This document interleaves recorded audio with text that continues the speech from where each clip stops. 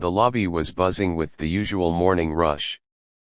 Phones rang, heels clicked against the marble floor, and the soft hum of conversations echoed through the air. But for one visitor standing uncertainly at the entrance, the chaos of the world seemed muffled because he could not hear a single sound. Amelia, the receptionist, noticed him immediately. He looked lost, his eyes darting across the room, searching for something or someone that could bridge the silence. Without hesitation, she smiled warmly and raised her hands. She began signing, her fingers flowing gracefully as she asked, "How can I help you?" The man's eyes widened. Relief washed over his face as he quickly signed back, thanking her. Few people ever took the time to communicate with him in his own language. In that moment, Amelia didn't realize that her simple kindness was being carefully observed from across the room, in a corner office, behind tinted glass walls.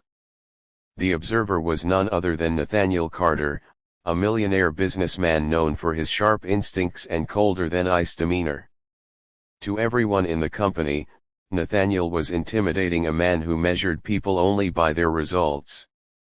But today, he sat frozen in his chair, watching the scene play out. He hadn't expected to be moved. He hadn't expected a receptionist to reveal something so rare, genuine compassion. The deaf visitor, whose name was Daniel, explained through sign language that he was here for a meeting. Amelia didn't just translate, she stayed by his side, guiding him toward the right conference room, ensuring he felt respected rather than pitied. She didn't treat him as less. She treated him as equal. Later that day, Nathaniel called Amelia into his office. She walked in nervously, clutching her notepad. Had she done something wrong? He was notorious for being brutally honest. But instead of the stern scolding she expected, Nathaniel asked a simple question: "Where did you learn sign language?"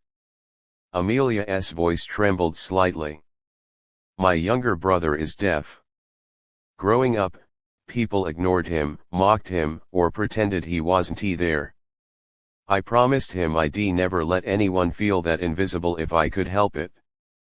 Her words struck Nathaniel deeper than he cared to admit. He leaned back, silent for a long time.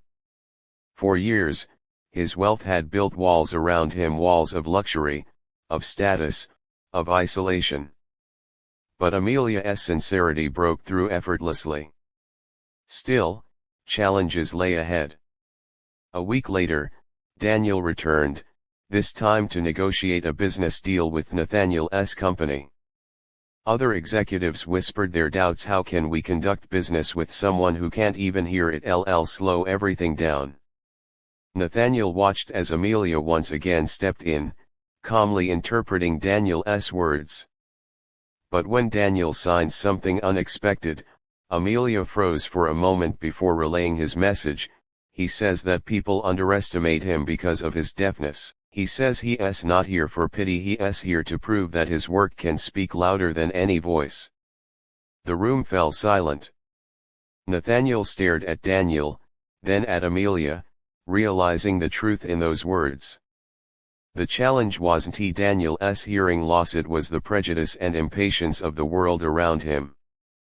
Despite resistance, Nathaniel decided to move forward with Daniel's proposal.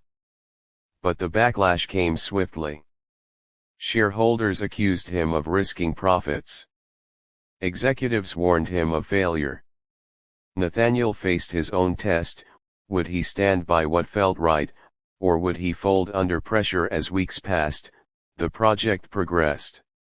Amelia worked tirelessly, balancing her receptionist duties while helping bridge communication gaps.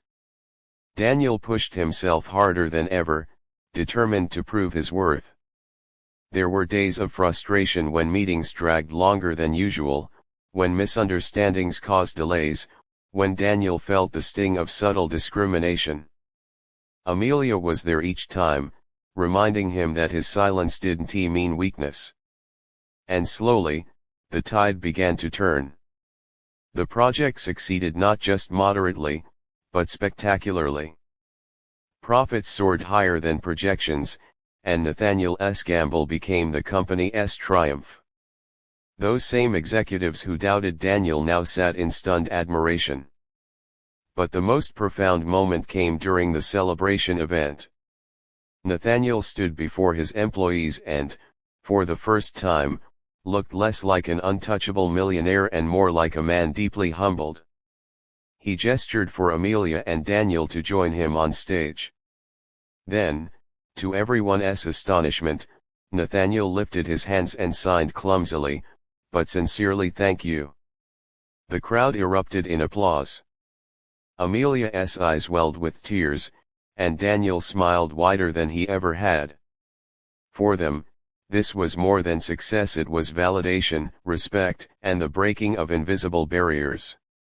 From that day onward, Nathaniel implemented a company-wide program for inclusivity, including sign language training sessions, accessibility upgrades, and new hiring initiatives.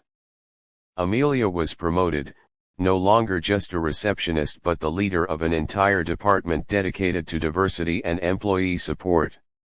The message spread far beyond the walls of the company: greatness isn't measured by titles, wealth, or even abilities. True greatness is found in compassion, in seeing others not for what they lack, but for what they can give. Nathaniel, once a man surrounded by riches but starving for meaning, finally understood.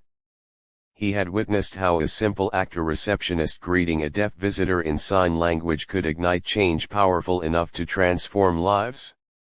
And as Amelia often told her brother, with a smile that never failed to light up her face, sometimes the smallest gestures can echo louder than words ever could.